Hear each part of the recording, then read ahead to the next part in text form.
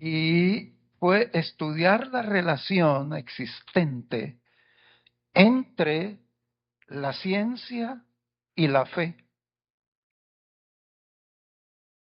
Específicamente entre la creación y las sagradas escrituras y la teología.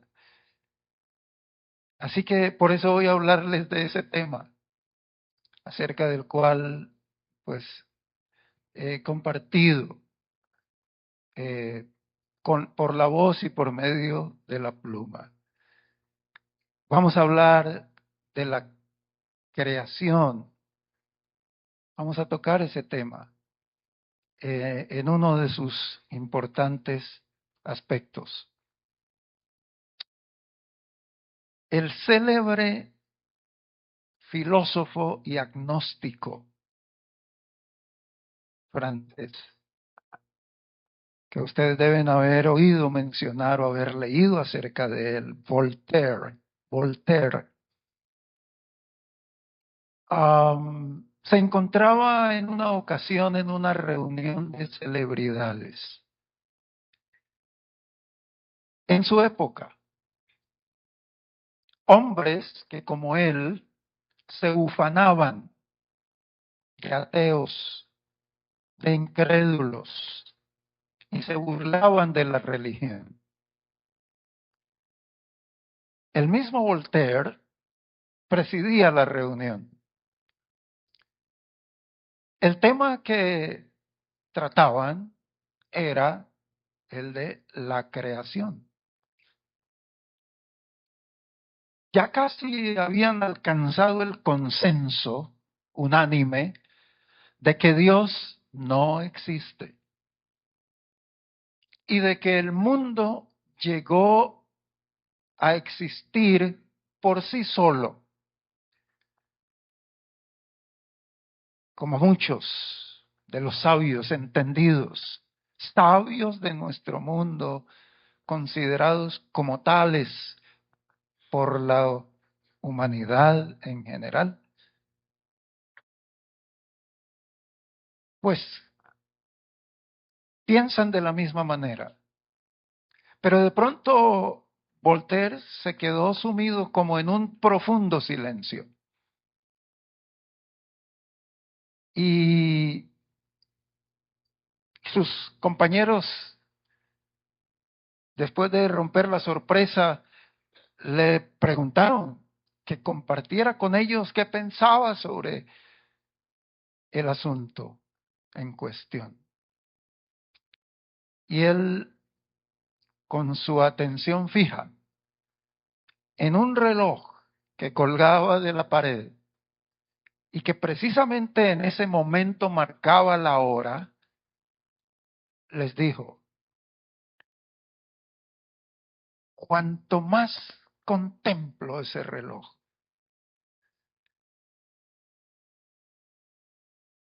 esforzándome por creer que llegó a existir sin que ningún relojero lo creara, lo fabricara, menos me convenzo de ello.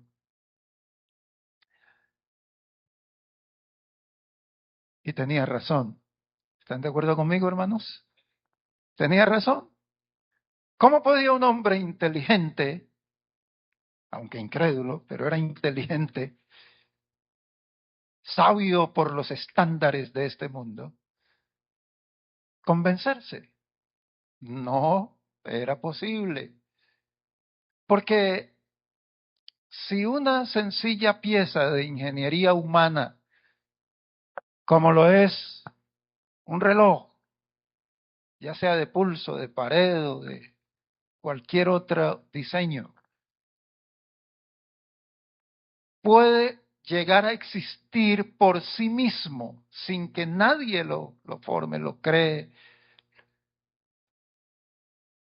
cuanto menos nuestro mundo, el universo, podemos llegar a creer que existió, llegó a existir por, porque sí, como consecuencia del azar, de la mera casualidad. Ni siquiera nuestro mundo, mucho menos el sistema solar, y mucho menos la Vía Láctea y el universo entero, hermanos. Así que la verdad es que todo diseño, un diseño es algo que tiene orden, tiene un propósito, adapta medios afines y cumple una función. Todo diseño presupone, demanda, exige la existencia de un diseñador. Todo diseño. Este templo es un diseño precioso, hermoso, el templo de Manuel. Requiere de que alguien lo diseñó, arquitectos, ¿verdad?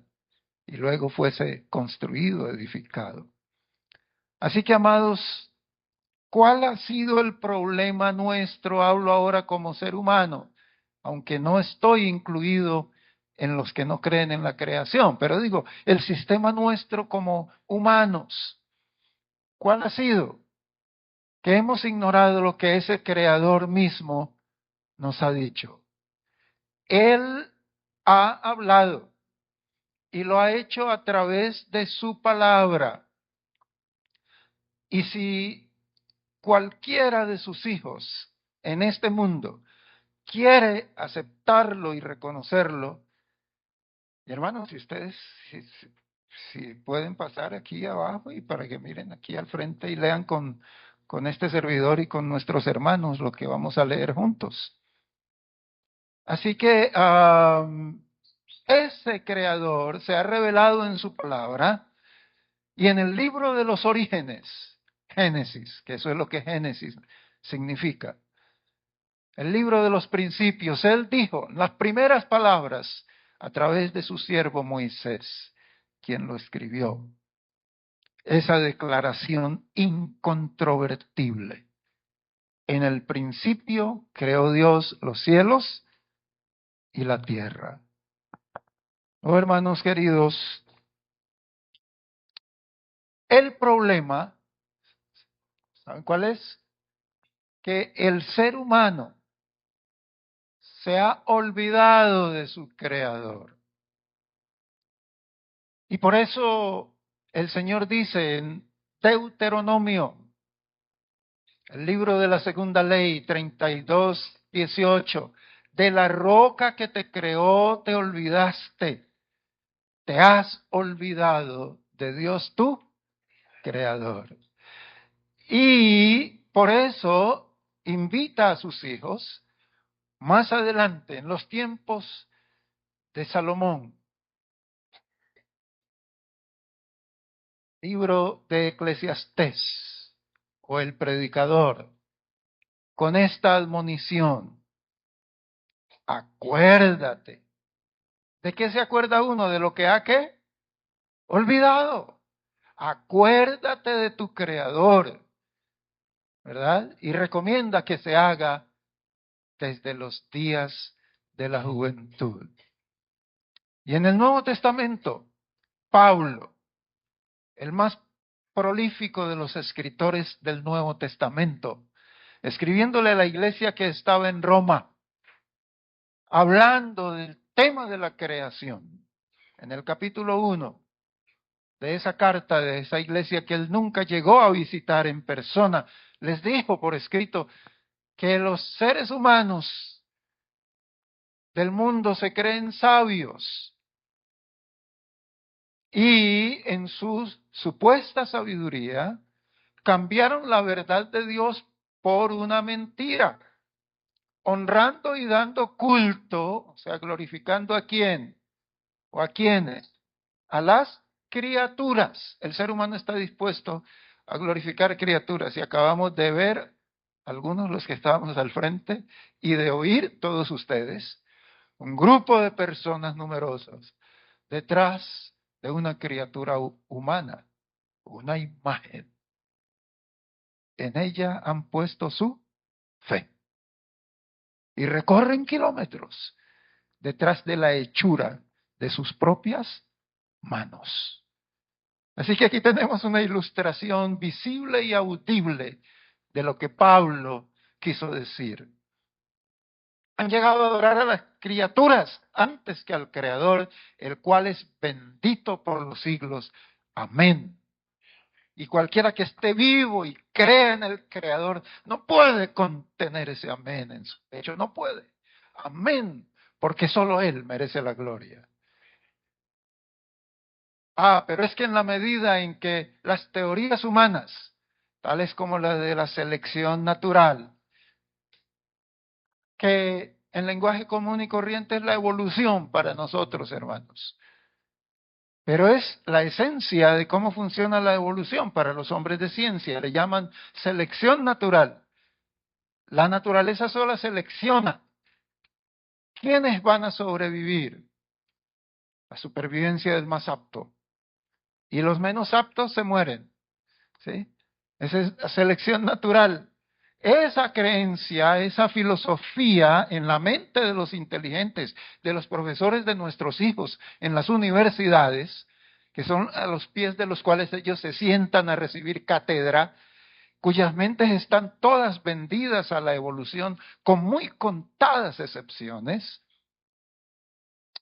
han llegado, han sido difundidas esas ideas y de tal manera que la fe en Dios como creador ha desaparecido de muchas personas que han adoptado un concepto puramente mecánico del mundo, del universo. Y como resultado, como consecuencia, han llegado a considerar al Dios de la creación como un mito. ¿Y qué quiere decir esa palabra mito? En lenguaje de todos los días. ¿Cuál es un sinónimo de mito? Mentira.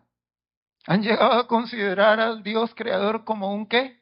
Como un mito, o sea, como una mentira, porque no existe.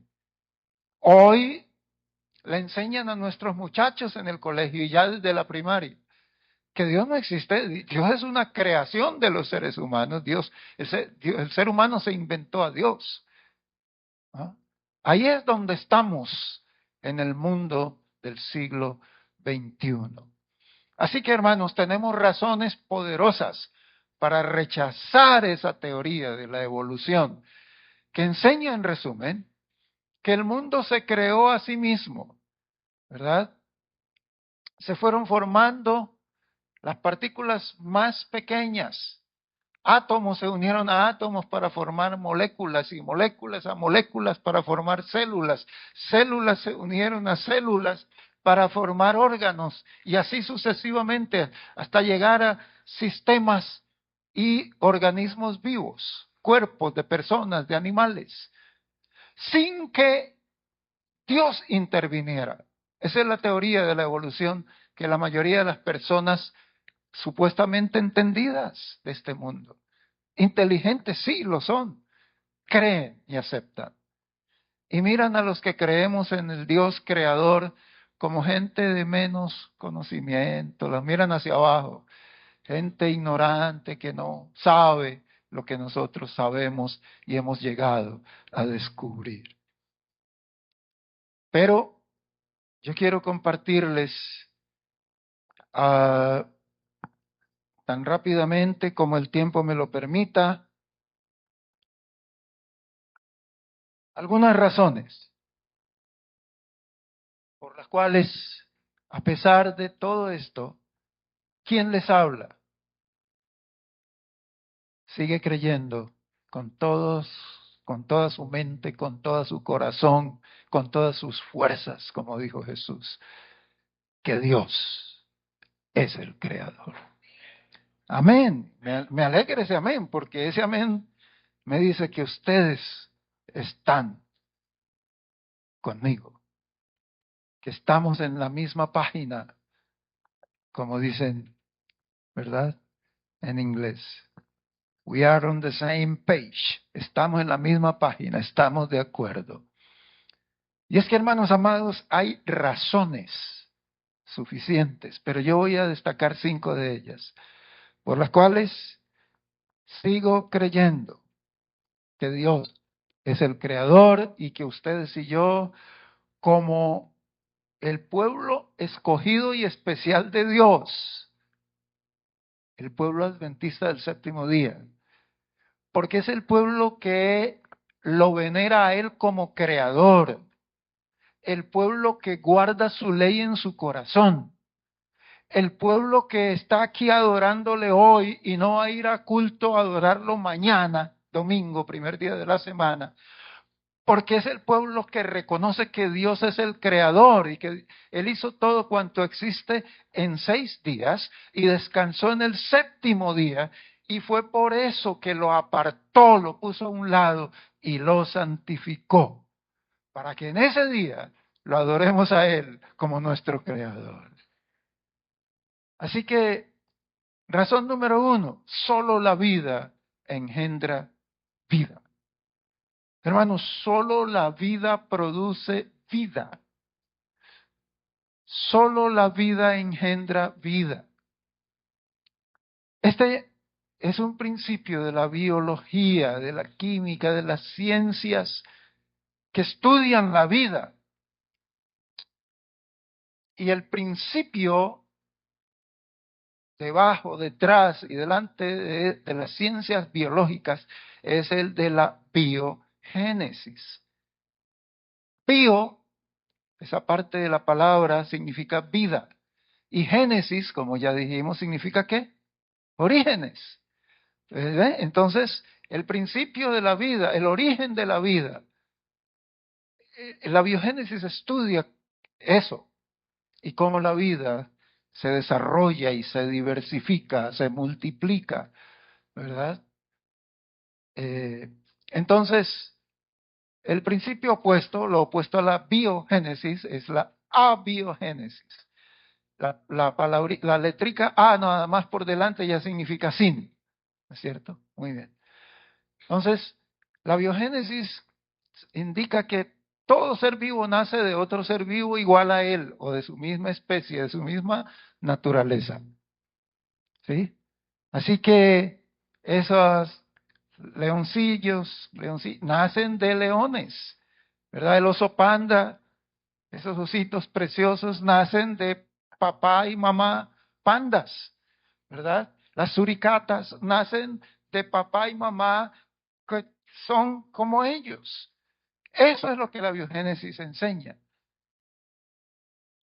Lo que ustedes, amados míos, necesitan entender juntamente conmigo y mantener en mente es que la evolución se salta esa ley. Los que creen en la evolución la ignoran. No importa que sean, que tengan maestrías o doctorados, no importa. No importa. ¿Y por qué no importa, pastor? Porque Pablo dice, diciéndose ser sabios, se volvieron o se hicieron necios. Eso es necedad, porque ellos son los que debieran saber lo mejor, porque son los que más han estudiado eso. Entonces, ¿cómo pueden llegar a creer que la vida surgió, que de aquí, de estas mosaicos estériles, va a surgir una forma de vida después de que pasen 1.000 o millones de años sin que otro papá animal similar al que surja le dieran vida? Imposible. Así que por eso creo que la vida tuvo que surgir de un ser vivo. Y esos seres vivos nos llevan hasta el Edén. Y en el Edén, Dios fue el creador de todo. Fue la vida que le dio vida a los seres vivos en los primeros días de la semana y a Adán y Eva en el sexto. Así, amados, segunda razón, porque cada una de estas daría para un seminario, ¿verdad? Pero no hay evidencia empírica de evolución. La palabra empírico deriva de experiencia o de, si lo ponemos en un contexto técnico, de experimento. ¿Sí? Experiencia es lo que uno vive. El experimento es lo que hacen los científicos, los sabios, y sus estudiantes en los laboratorios para estudiar, investigar cosas y llegar a conclusiones. Pues bien, hermanos, no hay evidencia por experiencia ni por experimento de que la evolución exista y se dé en ninguna parte. Nadie ha hecho un experimento que demuestre que de un pez surge un cocodrilo y que ese cocodrilo va a dar lugar luego a un mono y ese mono, llámeselo Homo sapiens, va a dar lugar luego al hombre moderno. Sin embargo, los sabios de este mundo se lo presentan a los alumnos como que eso es una realidad y le presentan secuencias en los libros de ciencia.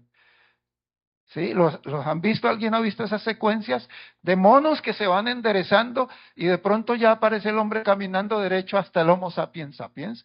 ¿Cuántos los han visto? Muchos de ustedes, ¿verdad? Entonces, hermanos, ah, pero no es cierto. Eso lo ha formado el hombre, ¿verdad? Es un montaje hecho basado en una filosofía, en una creencia profundamente arraigada, en que si los otros que saben mucho lo han dicho, tiene que ser así, ¿verdad? Es darle más importancia a la palabra del hombre que a la palabra de Dios. Y cuando hacemos eso nos volvemos necios, por muchos títulos académicos que tengamos, por muchos. Se los dice un académico para gloria de Dios. No porque me gloríe en eso, sino porque le agradó a Dios darme la oportunidad de estudiar algo que compartir con la iglesia en esta área del estudio de su palabra. Así que, amados, no hay evidencia empírica de evolución. A usted nadie la puede llevar a vamos aquí, a un laboratorio de bioquímica en la Universidad del Valle para que vean cómo de un monito está naciendo un niñito. Nunca ocurre. Nunca. Y nunca es nunca. No lo ve ocurrir el científico en el laboratorio. La evolución no es demostrable en el laboratorio, ni tampoco lo es para la persona común, en la finca, en el campo y ni siquiera en el patio de su casa. Todo lo que las personas comunes han visto toda la vida es que las gallinas producen pollitos, ¿verdad? Los perros producen perritos, los gatos, gatitos, las vacas, terneritos. Eso es lo que ese principio nos enseña.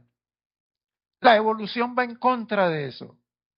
Este servidor tiene un libro pequeño titulado, pues uno de los que Dios me ha permitido escribir, La ciencia contradice la evolución.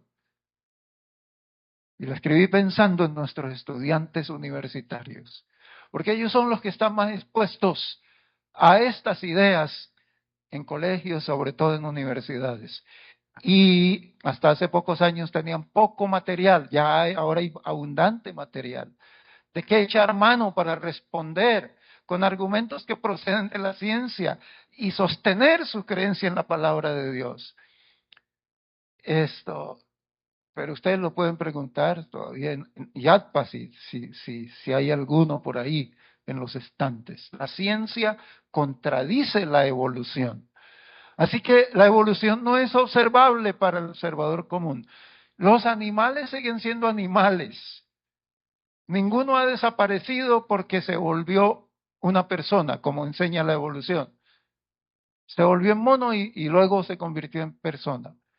Y los seres humanos siguen siendo seres humanos. Entonces, amados, tenemos suficientes razones por las cuales rechazar la evolución. Razón número 3, el carácter moral y autoconsciente del ser humano.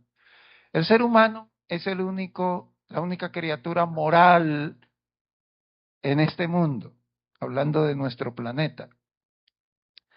Nosotros tenemos conciencia de lo bueno y de lo malo, de lo que es justo y de lo que es injusto.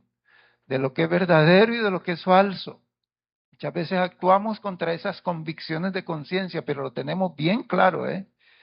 Y después por dentro hay algo que cuando lo hemos hecho o dicho, que nos hace pum, pum, pum. No lo hiciste bien, te equivocaste, mentiste, ta, ta, ta. Lo llamamos conciencia, ¿verdad? Los animales no tienen eso, ¿verdad? Y somos seres morales y espirituales. Estamos enfocados hacia arriba. Siempre buscamos un ser superior. Los animales no. Los animales no vienen aquí a culto, no tenemos, ¿verdad? No hay una continuidad entre el hombre, entre la bestia y el hombre. Hay una discontinuidad. Somos dos criaturas del mismo creador, pero en esferas diferentes. El uno no salió de los otros. Nosotros no salimos de animales inferiores a nosotros mismos, como enseña la evolución. Los seres humanos, ustedes y yo, no somos solo materia. Nosotros tenemos una composición moral en nuestra naturaleza. Así que otra razón, la número 4, es que la naturaleza da evidencia de diseño. Usted ve en la naturaleza cosas hermosas. Desde fuera, el espacio abierto, una puesta de sol, un amanecer, hasta en la superficie de nuestro planeta, animales, árboles, flores, maravillas de la creación. Yo les animo a que como motivación de este sermón, hermanos, lean más, propónganse por leer más, un poco más, acerca de las bellezas de la creación de Dios, de lo que ha hecho la obra, de lo que es la obra de sus manos. Van a sentir su fe fortalecida cada vez que lean acerca del Creador. ¿Saben por qué? Porque es su segundo libro a través del cual nos habla. ¿Cuál es el primero? Su palabra, que nos ha dejado, ¿no? Escrita. Así que, y cuando puedan, como nos recomienda el don de profecía, salgamos el sábado de la tarde y visitemos algún parque, algún paraje natural donde podamos mostrarle a nuestros niños y edificarnos nosotros mismos contemplando algo de la creación de Dios en el día en que celebramos la creación. Amados, hay diseños. Dios no hizo las cosas de cualquier manera. Ustedes observen de cerca la simetría, la belleza en colores, formas, hasta olores, aromas en la creación de sus manos. Por eso es que Dios dice en su palabra, Salmo 14, hay un hombre que dice en su corazón que no hay Dios, que Dios no existe. ¿Y cómo lo llama el Salmo 14:1 a ese ser humano? ¿Quién dijo en su corazón que no hay Dios? Salmo 14:1. No les suena para nada. Lo repite el Salmo 53, versículo 1. Lea, que alguien lo lea en voz alta, de su Biblia, para todos, por favor. ¿Dice quién? ¿Dice quién? El necio en su corazón. ¿Qué dice? Dice el necio en su corazón. No hay Dios, Dios no existe. Él cuando lo dice se cree sabio, pero Dios ¿cómo lo considera? Necio. ¿Quién te dio la vida? Para empezar. Y el Salmo 53 lo repite, versículo 1. Así que, hermanos amados, los diseños de la naturaleza presuponen la existencia de un diseñador, ¿verdad? El hombre se inventa máquinas tremendas, maravillosas, pero donde veamos diseño o donde veamos orden, ahí se supone que una persona, alguien puso orden. Porque la teoría principal, y escuchen esto, amados hermanos, que creen los científicos de cómo comenzó la vida y cómo surgió el universo, miren cómo se llama, hermanos. se llama la teoría del Big Bang. Teoría del Big Bang. La palabra big significa grande y bang es una explosión. Esos sabios del mundo creen que Dios no existe ni creó el universo, que toda la energía y la masa del universo estuvo en el pasado comprimida en algo muy pequeño como un huevo, un huevito. Y de pronto la presión era tan inmensa que no pudo contenerse más. Y cuando hay mucha presión, ¿qué pasa con la que contiene? Explota y ¡pam! Y de ahí, de esos pedazos que se esparcieron en todas las direcciones, se fueron formando planetas, estrellas, mundos, galaxias. Ellos se organizaron solos, sistemas, ¿ve? Se armaron. Algunos de ustedes abren los ojos grandes. Y eso es lo que los sabios inteligentes del mundo creen. Sí, sí, eso es. Ni más ni menos. Ustedes pueden darle Big Bang a una búsqueda para que comprueben, aunque es innecesario, porque es mejor gastar el tiempo en creer y en leer acerca del gran creador. Pero hermanos amados, el azar, la casualidad no son buenos diseñadores. No son buenos diseñadores. Una explosión como el Big Bang, que quiere decir la gran explosión, no produce orden. Si hay una explosión, lo que va a haber es mucho desorden, como las noticias nos muestran todos los días. Desastres, eso es lo que queda, desorden, destrucción. Ah, exacto. Y Dios es el autor de su bella creación. Y más bien somos los seres humanos los que la hemos echado a perder. Por eso Dios dice en Apocalipsis, el último libro de la Biblia, que Jesús, entre otras cosas, vendrá para destruir a los que destruyen la tierra. Así que los diseños de Dios son hermosos, son hermosos. Pero el ser humano, habiendo conocido a Dios, no le glorificó como a Dios, ni le dieron gracias, sino que se envanecieron en sus pensamientos. Y su necio corazón, ¿ve? ¿Se acuerdan? El Salmo, el necio, el que dice que no hay Dios. Pues su necio corazón fue entenebrecido, pues Dios los dejó en tiniebla. Crean ustedes, pues, lo que quieren creer, ¿verdad? Profesando ser sabios, ¿se hicieron qué? Necios, dice Romanos 1, 21 y 22. Y el quinto argumento o razón por la cual creo que Dios es el creador es porque de ello da testimonio su palabra, su santa palabra, la Biblia. En el principio era el verbo. ¿El verbo estaba con quién? Con Dios. Y el verbo era Dios. Todas las cosas por medio de él fueron hechas. Y sin él, nada de lo que ha sido hecho fue hecho. Qué privilegio adorar al creador del universo y contar con él como nuestro Padre. Él es tu Padre, apreciado hermano, hermana, amigo, amiga, que nos visitas y que nos escuchas, ya sea presencialmente o a la distancia. Así que Cristo es el creador. Hermanos, Cristo no solo es nuestro Salvador, nuestro Redentor, Él fue el agente activo, el que llevó a cabo la creación. El Padre estaba con Él y el Espíritu Santo estaba con Él.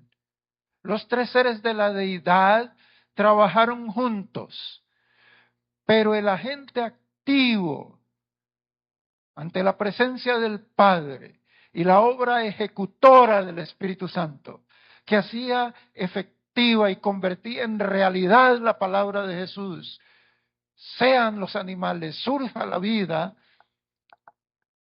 juntos, unidos al Verbo, crearon todo cuanto existe.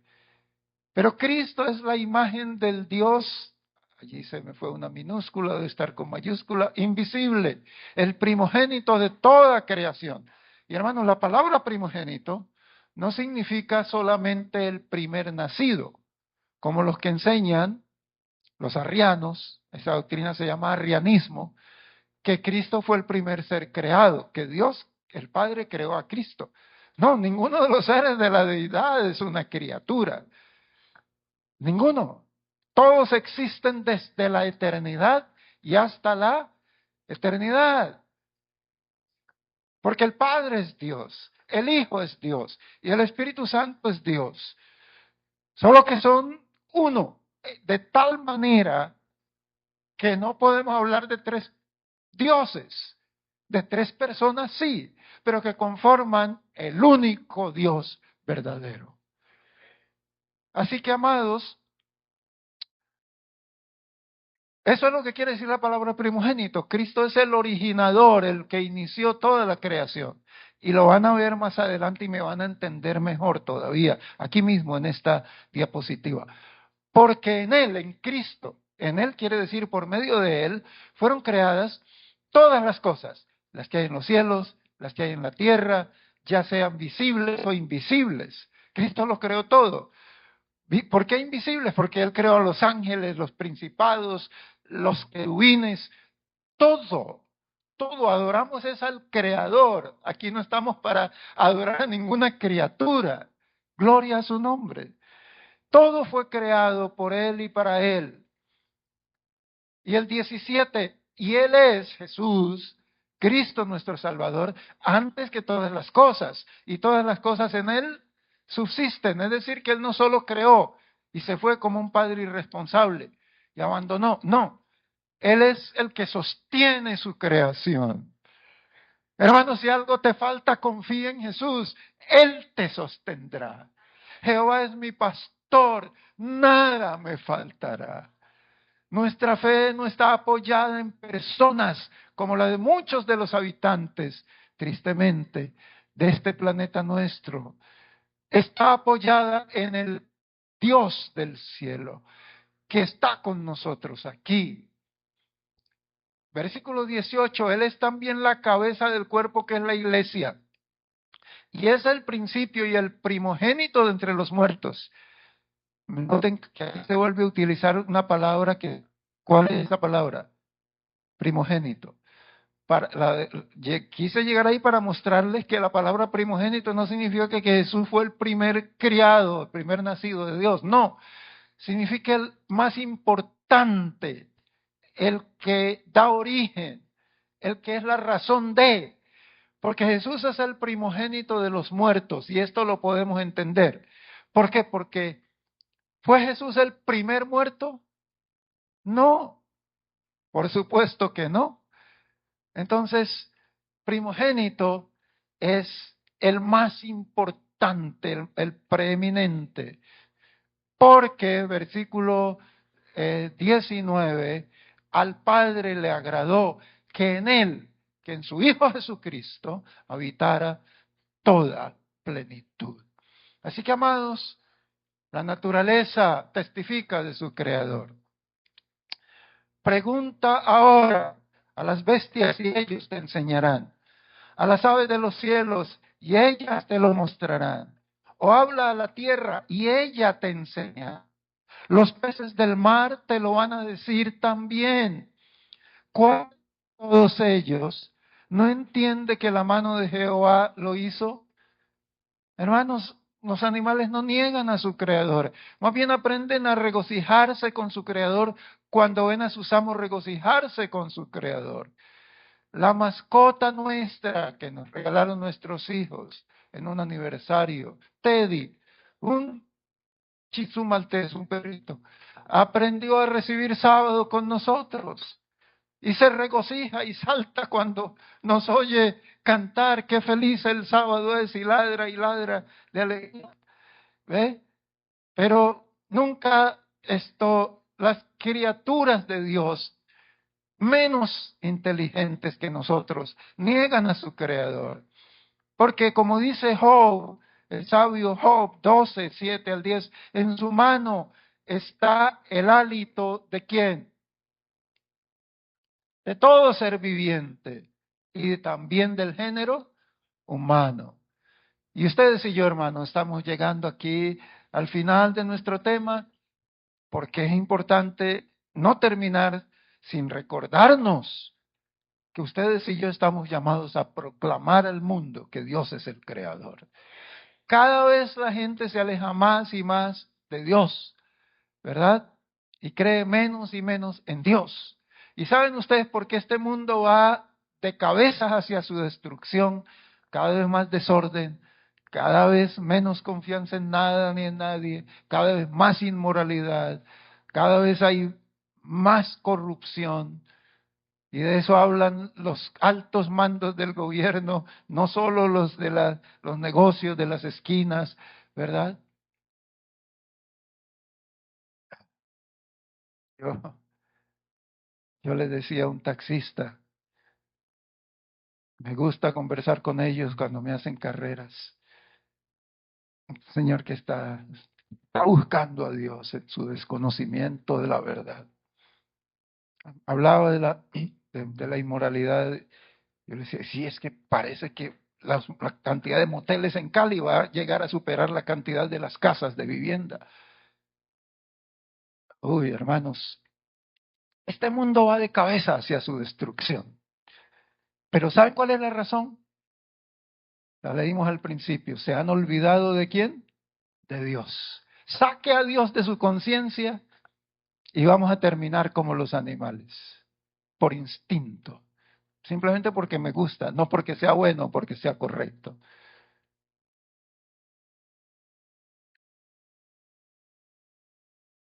Los adventistas del séptimo día han sido llamados para predicarle al mundo que Dios es creador, entre otras verdades. Y está en nuestra carta de navegación, el mensaje de los tres ángeles de Apocalipsis 14. Ahí en el corazón del mensaje de los tres ángeles están estas palabras.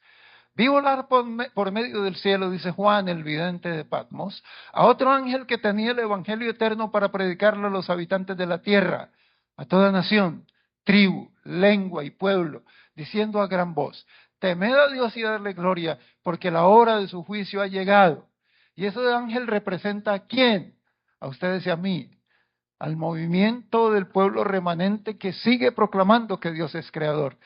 Y fíjense, ¿qué es lo que debemos proclamarle al mundo? Adorar ese evangelio eterno. ¿Y ese evangelio eterno qué incluye? Las dos últimas líneas. Hay una invitación a qué? A adorar a aquel que hizo, ¿qué cosa? El cielo, la tierra, el mar y las fuentes. Adoren al Creador, que es bendito por los siglos de los siglos. Es el gran privilegio de los redimidos de Dios. Y que Dios me ayude a mí, me siga ayudando. Yo les voy a pedir que hagan, que oren un paréntesis por Don William. Porque Don William es ese último señor que me hizo una carrera y que me dijo, mostró interés en conocer más acerca de la verdad. Y me dijo, ¿usted aquí va para la iglesia? No, yo voy para otro lugar, a un trámite de salud. Pero, bueno, resumen, ¿dónde es su iglesia? Bueno, ¿dónde podemos, quedó de ir mañana? Dígame dónde yo voy, yo lo uso. De ir mañana le anoté mi dirección para que habláramos un poco más de las cosas de Dios. Oren porque ese Señor vaya, para que escuche más de la palabra de Dios. Sí, porque el hombre se hace propósitos, pero hay un enemigo que no lo va a querer soltar, le va a poner estorbos para que no llegue. No, mira, aquí otra invitación para que te vayas para otro lado. Esa es la lucha entre el bien y el mal.